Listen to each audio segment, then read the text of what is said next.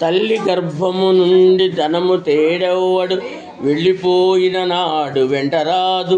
లక్షాధికారి అయిన లవణమెన్నమే గాని మెరుగు బంగారంబు మృంగబోడు. విత్తమార్జన చేసి విర్రవీగుటె గాని కూడబెట్టిన సొమ్ము కుడువబోడు.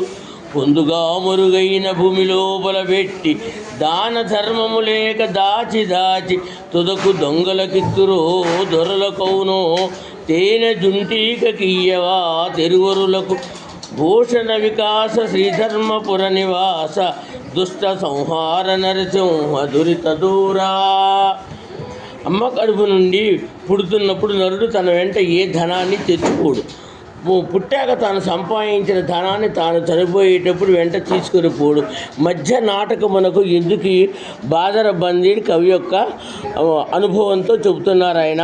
కనుక ఎవరైనా బతికున్నప్పుడే దాన ధర్మములు చేసి పుణ్యాన్ని సంపాదించుకోవాలి కదా.